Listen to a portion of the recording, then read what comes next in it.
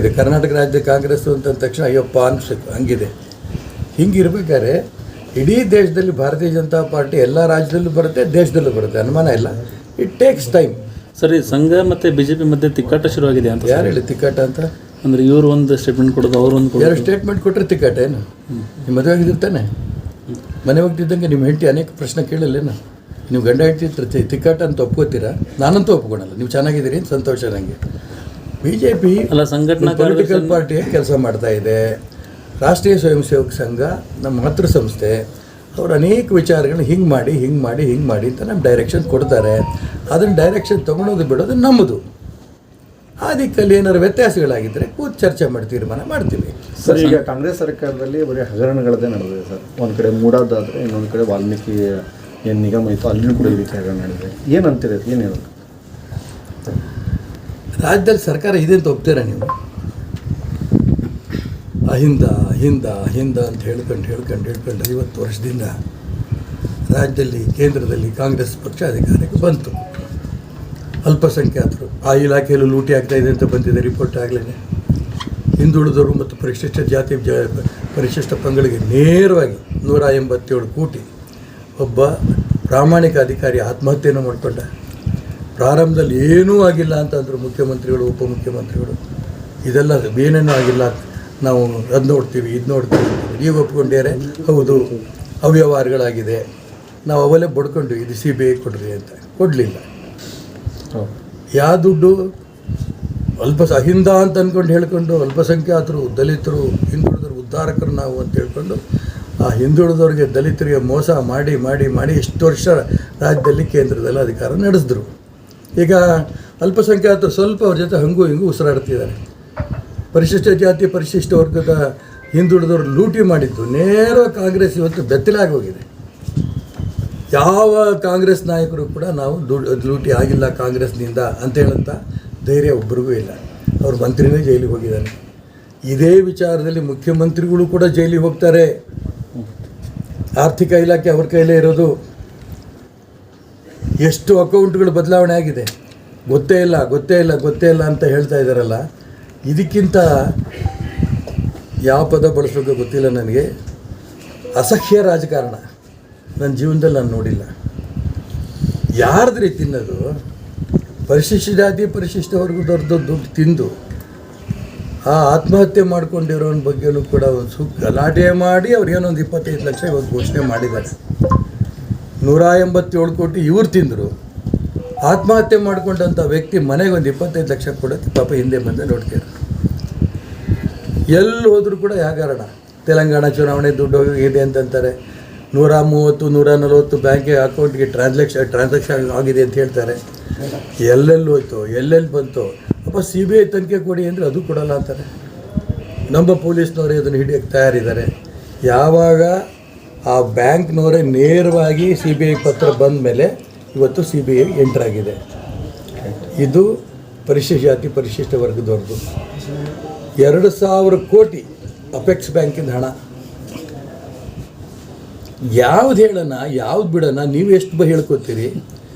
ಒಂದಲ್ಲ ಎರಡಲ್ಲ 10 ಹಗರಣಗಳು. ಯಾರು ಒಬ್ಬ ಬಡವ ಒಂದು ಸಣ್ಣ ಬೀಡ ಅಂಗಡಿ ಇಟ್ಕೊತೀನಿ, ನನಗೊಂದು 25,000 ಸಾಲ ಕೊಡಿ ಅಂತಂದರೆ ಏನು ಸೆಕ್ಯೂರಿಟಿ ಕೊಡ್ತೀರಿ ಅಂತ ಕೇಳ್ತಾರೆ. 2,000 ಕೋಟಿ ಕೊಟ್ಟಿದ್ದಾರಲ್ಲ, ಏನು ಸೆಕ್ಯೂರಿಟಿ ತೊಗೊಂಡಿದ್ದಾರೆ? ಯಾರೇ ತುಂಬ ಸ್ಪಷ್ಟವಾಗಿ ಹೊರಗೆ ಬಂದಿದೆ. ಯಾವ ಸೆಕ್ಯೂರಿಟಿ ಇಲ್ದೇ 2,000 ಕೋಟಿ ಸಾಲ ಕೊಟ್ಟಿದ್ದೀವಿ ಅಂತ. ಅದೊಂದು ದೊಡ್ಡ ಹಗರಣ. ಮುಖ್ಯಮಂತ್ರಿಗಳಲ್ಲಿ ಏನು ಆಗೇ ಇಲ್ಲ ಅನ್ನಂಗಿದ್ದಾರೆ. ಅವರು ಗೊತ್ತೇ ಇಲ್ಲ ತಮಗೆ ಅನ್ನೋ ಥರದಲ್ಲಿದ್ದಾರೆ.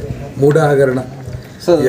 ಮೂಢ ಹಗರಣದಲ್ಲಿ CM ಹೆಸರೇ ಇದೆ. ಬಂದೆ ಅದೇ ನಾನು ಅದಕ್ಕೆ ಹೇಳ್ತೀನಲ್ಲ, ಸಾಕ್ಷಿಗಳು ಬೇಗ ಸಿಕ್ಕೇ ಬಿಡುತ್ತೆ ಅನ್ನೋದು ಒಂದೇ ಕಾರಣಕ್ಕೆ ಇವರು CBI ಕೊಡ್ತಿಲ್ಲ.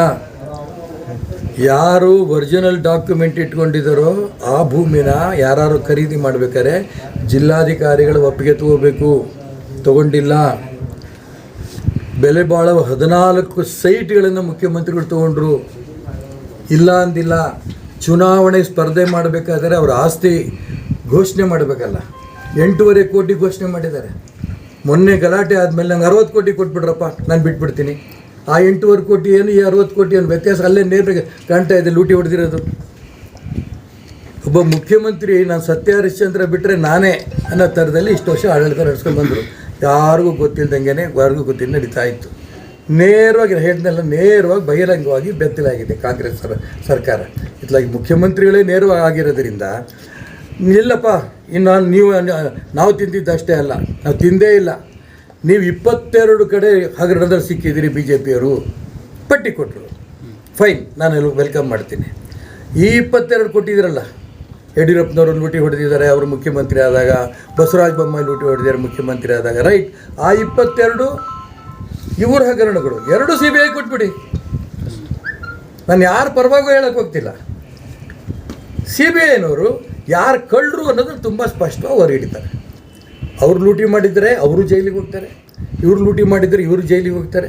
ತುಂಬ ಸ್ಪಷ್ಟವಾಗಿ ಹೇಳ್ತೀನಿ, ಜೈಲಿಗೆ ಹೋಗೋದ್ರಲ್ಲಿ ನಾಯಕತ್ವ ತಗೊಳ್ಳೋದು ಸಿದ್ದರಾಮಯ್ಯ ಮೊದಲನೇ ಪರಿಸ್ಥಿತಿ ಅಂತ ತಗೋತಾರೆ. ಇದರ ಯಾವ ಅನುಮಾನನೂ ಇಲ್ಲ. ರಾಜೀನಾಮೆ ಸರ್, ಸೇಮ್ ರಾಜೀನಾಮೆ ಕೊಡಬೇಕು ಅಂತ ನಡೀತಾರೆ. ಅಲ್ಲ, ಈಗ ನಾನು ಯಾಕೆ ರಾಜೀನಾಮೆ ಕೊಡಬೇಕು ಅಂತ ನಾನು ಬಾಯ್ಬಿಟ್ಟು ನೇರ ಹೇಳಕ್ಕೆ ಹೋಗಲ್ಲ. ಅದಕ್ಕೆ ಹೇಳ್ತಲ್ಲ, ಇಷ್ಟು ಅಸಹ್ಯ ರಾಜಕಾರಣ ಕರ್ನಾಟಕ ರಾಜ್ಯದ ಇತಿಹಾಸದಲ್ಲಿ ನಡೆದಿರಲಿಲ್ಲ. ಅವ್ರು ಲೂಟಿ ಮಾಡೋದು, ನಾವು ರಾಜೀನಾಮೆ ಕೊಡಿ ಅಂತ ಕೇಳೋದು, ನಾವು ಕೊಟ್ಟು ಏನೋ ಮಾಡಿಲ್ಲ ಅಂತ ಹೇಳೋದು ಅಭ್ಯಾಸ. ನೀವು CBI ಕೊಟ್ಬಿಡಿ. CBI ಕೊಡ್ಬೇಕಾದ್ರೆ ಸ್ವಾಭಾವಿಕ ರಾಜೀನಾಮೆ ಕೊಡ್ತೀರಿ. CBIಯಿಂದ ನಾವು ಕ್ಲೀನ್ ಚಿಟ್ ತೊಗೊಂಬನ್ನಿ, ಮಾರನೇ ದಿನ ನೀವು ಮತ್ತೆ ಮುಖ್ಯಮಂತ್ರಿ ಆಗ್ರಿ. ನಾನು ಅದಕ್ಕೋಸ್ಕರ ಹೇಳಿದೆ, ಬರೀ ಕಾಂಗ್ರೆಸ್ ಬಗ್ಗೆ ನಾನು ಹೇಳ್ತಿಲ್ಲ, ಸಿದ್ದರಾಮಯ್ಯ ಪಟ್ಟಿ ಮಾಡಿದ್ದಾರೆ. ಅದು ನೊಂದು ಹೇಳ್ತೀನಿ. ಅದರಲ್ಲಿ ಕೋಟಾ ಶ್ರೀನಿವಾಸ ಪೂಜಾರಿ ಹೆಸರು ಸೇರಿಸಿ. ಇಷ್ಟು ಪ್ರಾಮಾಣಿಕ ರಾಜಕಾರಣಿ, ನಿಜಕ್ಕೂ ಕೂಡ ಬಹಳ ಅನ್ಯಾಯ. ಅದನ್ನು ನಮ್ಮ ಸೇರಿಸೋದಕ್ಕೋಸ್ಕರ ಮುಖ್ಯಮಂತ್ರಿಗಳು ಅದನ್ನು ವಾಪಸ್ ತಗೊಳ್ಳಿ ಪಟ್ಟಿಯಿಂದ. ಕೋಟಾ ಶ್ರೀನಿವಾಸ ಪೂಜಾರಿ ಅವ್ರ ಬಗ್ಗೆ ಕ್ಷಮೆ ಕೇಳಲಿ. ಇಲ್ಲ ನಾನು ಅವರು ಲೂಟಿ ಮಾಡಿದ್ದಾರೆ ಗ್ಯಾರಂಟಿ ಗೊತ್ತು. ಮೊನ್ನೆ ಲಕ್ಷ್ಮೀ ಹೆಬ್ಬಾಳ್ಕರ್ ಅವ್ರು ಹೇಳಿದ್ದಾರೆ, ಇವತ್ತು ಬೆಳಿಗ್ಗೆ ನೋಡಿದೆ ನಾನು. ಅವ್ರು ದಾಖಲೆ ಹೇಳಿದೆ, ಮುಖ್ಯಮಂತ್ರಿಗಳು ಹೇಳಲ್ಲ. ಇಷ್ಟು ದಾಖಲೆಗಳಿದಾವಲ್ಲ, ಪ್ರತಿದಿನ ಮುಖಕ್ಕೆ ಎರಚ್ತಾ ಇದ್ದಾರಲ್ಲ BJP ಕಾರ್ಯಕರ್ತರು. ಇದಕ್ಕೇನು ಉತ್ತರ ಕೊಡ್ತೀರಿ? ಅದಕ್ಕೋಸ್ಕರ ರಾಜ್ಯದಲ್ಲಿ ಒಂದು ಕಾಂಗ್ರೆಸ್ಸು ಅನ್ನೋಂಥ ಸರ್ಕಾರ ಅನೇಕ ವರ್ಷಗಳಿದ್ದ ಲೂಟಿ ಮಾಡಿ ಮಾಡಿ ಮಾಡಿ ಮಾಡಿ ಮುಚ್ಕೊಂತ ಬಂದಿದ್ದರು. ಇನ್ನು ಮುಚ್ಚಕ್ಕಾಗಲ್ಲ. 100ಕ್ಕೆ 100 ಸಿದ್ದರಾಮಯ್ಯನವರು ಜೈಲಿಗೆ ಹೋಗ್ತಾರೆ. ಇನ್ನು 4 ವರ್ಷ ಈ ಸರ್ಕಾರ ಇರುತ್ತೆ ಅಂತ ಭ್ರಮೆಯಲ್ಲಿ ಯಾವ ಕಾರಣಕ್ಕೂ ಇರೋದು ಬೇಡ. ನಾನು ಅನೇಕರು ಹೇಳೋಕ್ಕೆ ಇಷ್ಟಪಡ್ತೀನಿ, ಎಲ್ಲ ರಾಜಕೀಯ ಪಕ್ಷಕ್ಕೆ ಹೇಳೋಕ್ಕೆ ಇಷ್ಟಪಡ್ತೀನಿ, ಈ ಸರ್ಕಾರ ಇರಲ್ಲ, ಚುನಾವಣೆ ಆದಷ್ಟು ಬೇಗ ಬಂದೇ ಬರುತ್ತೆ, ಇದ್ರಾಗ ನಾನು ಅನುಮಾನ ಇಲ್ಲ. ಆದರೆ ಅಷ್ಟರೊಳಗೇ ಈ ಕಾಂಗ್ರೆಸ್ಸಿನ ಲೂಟಿ ಹೊಡೆದಿರೋಂಥ ವ್ಯಕ್ತಿಗಳು ಯಾರಿದ್ದಾರೆ, ನಾಯಕರುಗಳಿದಾರಲ್ಲ, ಮುಖ್ಯಮಂತ್ರಿಗಳು, ಇನ್ನೂ ಅನೇಕ ಮಂತ್ರಿಗಳು ಹೊರಗೆ ಬರ್ತಾರೆ. ಅವ್ರಿಗೆಲ್ಲ ಜೈಲಿಗೆ ಹೋಗಿ ನಾವು ಹಣ್ಣು ಕೊಡಬೇಕು, ಇದ್ರಾಗ ಯಾವ ಅನುಮಾನವೂ ಇಲ್ಲ.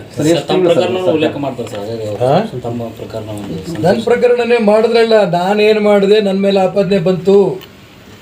ನಾನು ತಕ್ಷಣ ಕೇಂದ್ರ ನಾಯಕರಿಗೆ ಫೋನ್ ಮಾಡಿದೆ, ಯಾವನು ಇವರು ಕಾಂಗ್ರೆಸ್ನ ನನ್ನ ಬಗ್ಗೆ ಮಾತಾಡಬಾರ್ದು, ನಾನು ರಾಜೀನಾಮೆ ಕೊಡ್ತೀನಿ, ನನ್ನ ಮೇಲೊಂದು ಆಪಾದನೆ ಬಂದಿದೆ, ದಯವಿಟ್ಟು ಪರ್ಮಿಷನ್ ಕೊಡಿ, ತಡ್ಕೊಳ್ಳಿ ಅಂದರು ಮೋದಿಯವರು ಮತ್ತು ಅಮಿತ್ ಶಾ ಅವರು. ಅರ್ಜೆಂಟ್ ಮಾಡಬೇಡಿ, 2 ದಿನ.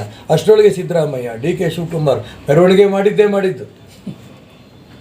ತಕ್ಷಣ ನಾನು ಪರ್ಮಿಷನ್ ತೊಗೊಂಡು ರಾಜೀನಾಮೆ ಕೊಟ್ಟೆ. ರಾಜೀನಾಮೆ ಕೊಟ್ಟ ಮೇಲೆ ತನಿಖೆ ಆಯಿತು. ತನಿಖೆಯಲ್ಲಿ ನಂದೇನೂ ತಪ್ಪಿಲ್ಲ, ನಿರ್ದೋಷಿ ಅಂತ ಅಂದ್ಕೊಂಡು ಕ್ಲೀನ್ ಚಿಟ್ ಸಿಕ್ತು. ಕ್ಲೀನ್ ಚಿಟ್ ಸಿಕ್ಕ ಮೇಲೂ ನನ್ನ ಪಕ್ಷದ ನಾಯಕರುಗಳು, ನನ್ನ ಹೆಸರುಗಳು ಹೇಳಲ್ಲ, ನನಗೂ ಮೋಸ ಮಾಡಿದ್ರು. ಕ್ಯಾಬಿನೆಟ್ ತೊಗೋತೀನಿ, ನಾಳೆ ತೊಗೋತೀನಿ, ನಾಡು ತೊಗೋತೀನಿ ಅಂತ ನಂಗೆ ಮೋಸ ಮಾಡಿದ್ದಾರೆ. ಅರ್ಥ ಆಯ್ತಾ? ಅದಿರಲಿ, ನನ್ನ ಮೋಸದ್ದಿರಲಿ.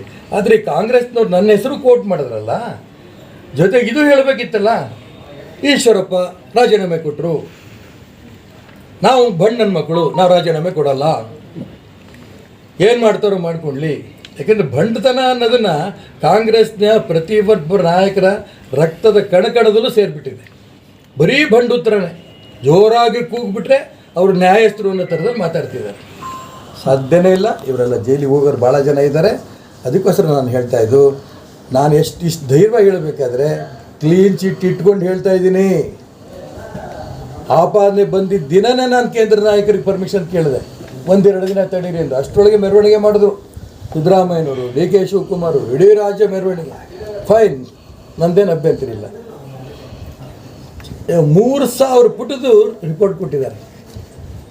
ಕ್ಲೀನ್ ಚಿಟ್ ಸಿಕ್ತು, ನಿರ್ದೋಷಿ ಅಂತ. ಅದರ ಬಗ್ಗೆ ಮಾತಿಲ್ಲ. ಈಗ ಪರಿಶಿಷ್ಟ ಜಾತಿ ಪರಿಶಿಷ್ಟ ವರ್ಗದ ಜನಗಳಲ್ಲಿ ಲೂಟಿ ಮಾಡಿದಾರಲ್ಲ, ಇಷ್ಟು ವರ್ಷ ಅವ್ರ ಹೆಸರೇಳು ಅನ್ನ ತಿಂತಿದ್ರು, ಆಡಳಿತ ನಡೆಸ್ತಾ ಇದ್ರು. ಹಿಂದುಳಿದವರು ದಲಿತರ ಅನ್ನ ಇವ್ರು ತಿನ್ನಬೇಕಾದ್ರೆ ಅವ್ರ ಹೆಸರೇಳಿ ತಿಂದರು. ಈಗ ಇವ್ರು ಜೈಲಿಗೆ ಹೋಗ್ತಾರೆ, ಅನುಮಾನ ಇಲ್ಲ. Thank you sir. ಬರ್ರಿ